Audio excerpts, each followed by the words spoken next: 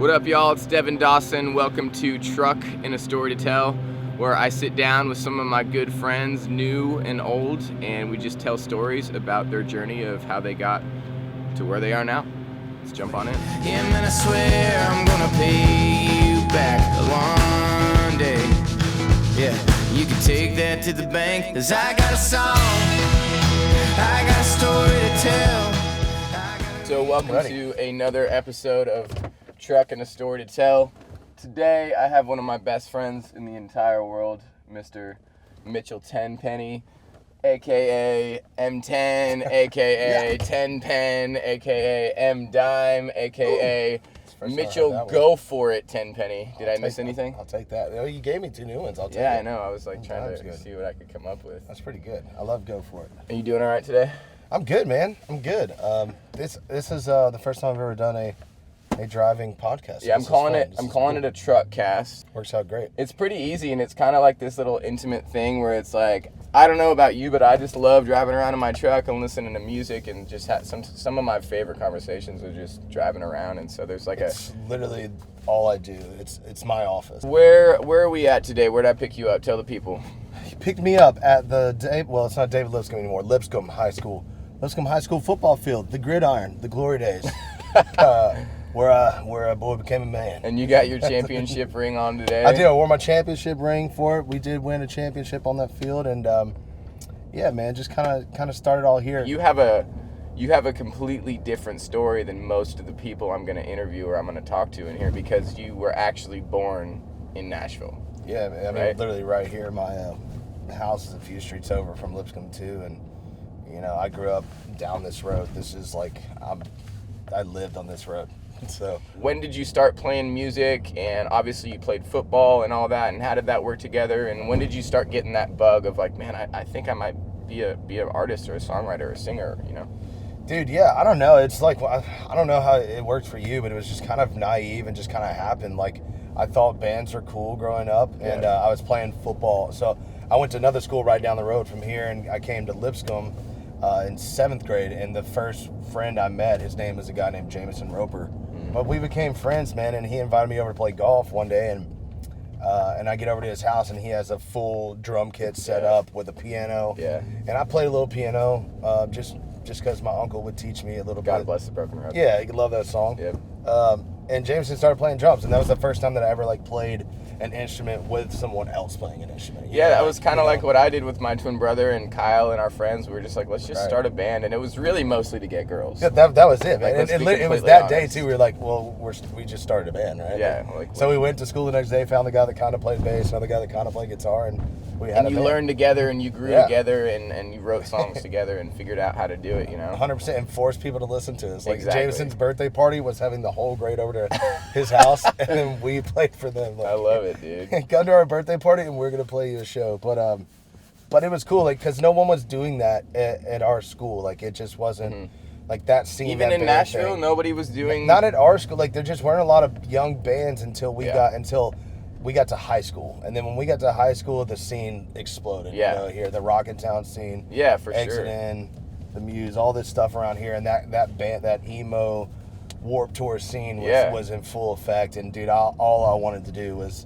find some jeans that fit tight, which they didn't make back then, for guys. So you had to buy girl pants. I stole my aunt's girl pants. Go. My aunt's pants. My aunt's pants, dude. I gotta write my aunt's pants. I know. We did the talent show at Lipscomb right there, and we all had girl jeans on, and oh my God, dude, we got hammered, dude. They were like, "Give your girlfriends back their pants," and shit from stage, and But that's kind of like the air of being in a band like that, is you were against the grain. You were the ones that people made fun of until you started playing big shows and getting girls, and then wait, I want to wear girl pants. You know what I mean? Dude, and when we play shows, everyone would be there. They'd show up. Everybody from school, it was kind of there. And I played football, so I kind of had both crews. I had the weird scene emo crew, and then I had the sports crew. So it was fun. It was a cool thing. So some good boys right there. Growing up in Nashville, obviously, I don't know if it would give you an advantage or even a disadvantage in kind of pursuing music, but your family also was involved in the music industry. So your grandma, a lot of people might not know this, was the head of Sony ATV Music Publishing for a long time, right? Yeah, man. Yeah, that's her house back there on Linden. Yep. And it's yeah, man. I got to grow up watching her run a town as a female too at the time. Her, Connie Bradley, Frances, these three females like that were just, they ran Nashville, but they didn't do it with like this dictatorship. It was just like this southern charm that like you just wanted to I don't know, when they entered a room you just wanted to like, you wanted to listen. Energy. You wanted to listen. Yeah.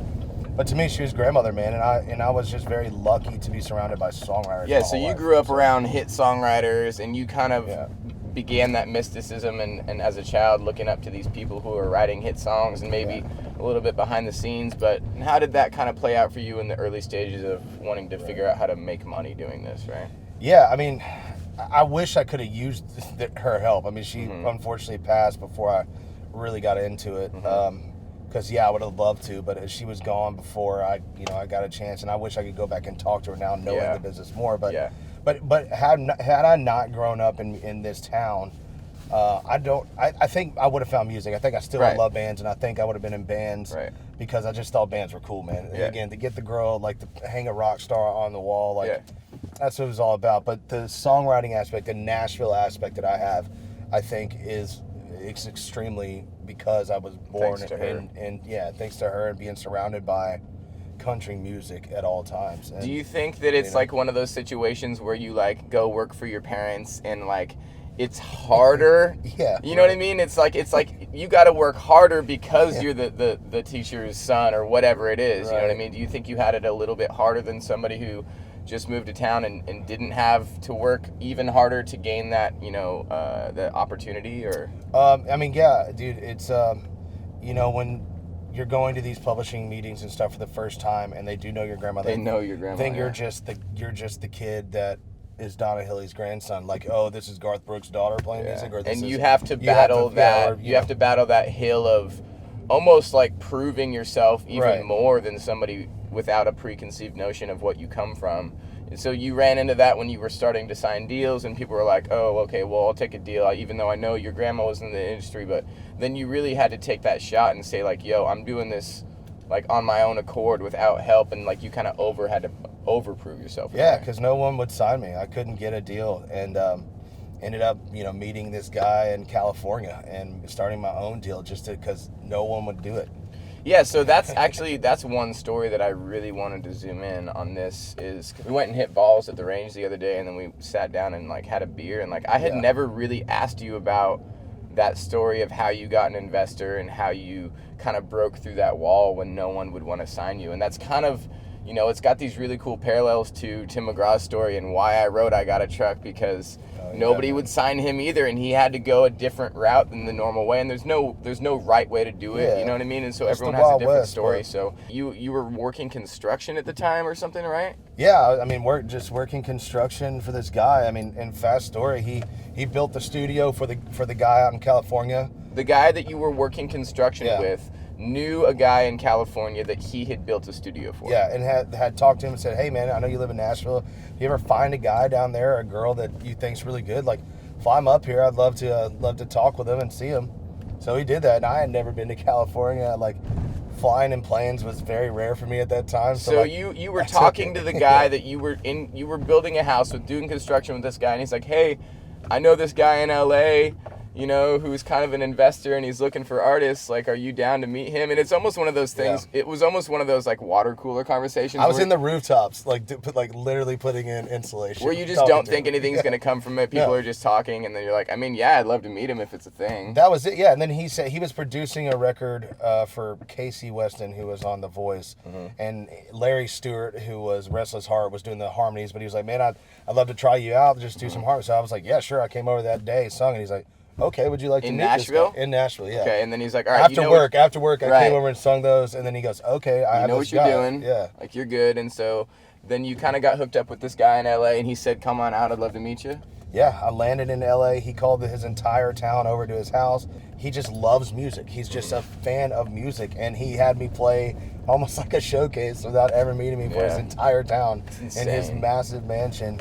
And I did, and people just seemed to dig it. And man, we started a record label that day. God, that is such a crazy story. It definitely more in between things there, but that's essentially how that happened, man. And Sony Publishing finally came knocking at the door saying, hey, we'd like to sign you. So this was before you signed a publishing deal? Yes, this was before. I couldn't get a deal anywhere with anything.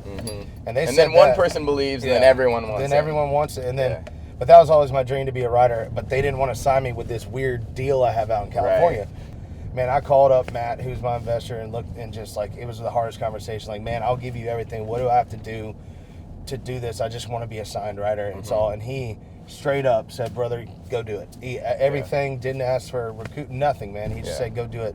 And that day I said, I'm going to make sure that me and him work together one day. And I said, I'm going to pay you back one day if you take this shot on me, I promise. 100%. And I said, if I make a name in this town or get to meet people, would you want to work again? He said, call me. And that's how, I wrote songs for a while, did my thing, and then we started Riser House Records together. So you started writing songs, and you started getting some cuts and some holds, and then you started writing songs for yourself, and you're like, okay, I want to sing these on my own, right? Right, man. We played a lot of rounds together, me and you, and it would be the people that come up afterwards to say, you need to do that song, that's your song. And you hear that enough, and you're like, man, maybe I should. And the whole thing is insane because I've been naive this whole time. I mean, I'm sure you... Nobody knows what they're doing. We're all throwing paint at the wall. Yeah, and just when one thing happens, you just keep going. And that's what this year, too, has really brought. It's like, man, slow down on these moments because they just go so fast. We always joke about it, riding hits for friends, smashes with friends, baby. And it's the coolest thing in the world when you get to stand on a stage with your buddies. And you just got to do it for God's country. I got to do it with drumming with Jordan. And you go through this whole process of doing it your own way. Like, there's no wrong way to do it. There's no right way to do it, And you found that God thing, and you got introduced to this guy that believed in you, and you found your way, and you built your team. And, you put out your first single, and you finally partnering with all these people that believed in you. And your first single was a multi-platinum #1 smash. And how cool is that? To kind of go back to Matt and the guy that invested in you when he didn't know you from Adam, really. And it's like, yo, dude, like, we did this. I got you a #1. We're making money. We're on our way. We're building fans. And this is it's just the beginning. And that's just cool to say, like, yo, if you believe in me, I promise I'm going to do it. And then you do it and you succeed. And that's such a cool thing because you didn't do it the way everybody else does. Dude, it's cool hearing it, man. It was such a moment for me to hand him a plaque and to stand at the BMI Awards and take a picture together. At that point, I just wanted to prove to him that this was the greatest decision he ever made. Let's go. I don't think there's any doubt for sure. And dude, that's what we always do. We're always trying to validate more people than just ourselves. And that can get into a dark territory. But if you hone it in and you go with the people that bring you, this town takes care of those. I do believe that. And you got to work your ass off. You have to have the talent, but drinking helps. Drinking helps. Smoking helps. And venting with your buddies helps. But I think you don't screw anybody over, man. Be a good person, and believe in the people that take you. Go with the people that take you, and you have such a more, just a greater chance of success here. I always say that to anyone who asks. It's be a good person, be humble, and don't fuck anybody over, man. Don't do it. It's funny. I always end these conversations with what's the moral of the story? But you literally just answered it. Don't fuck anyone over, man. Work hard, write good songs, write smashes with your friends, drink a little bit, smoke a little bit. Don't fuck anyone over. It's as simple as that, man. We're gonna end right there. Love you, bro. I love you too, dude. Yeah, man, I swear I'm gonna pay you back one day. Yeah, you can take that to the bank, 'cause I got a song, I got a story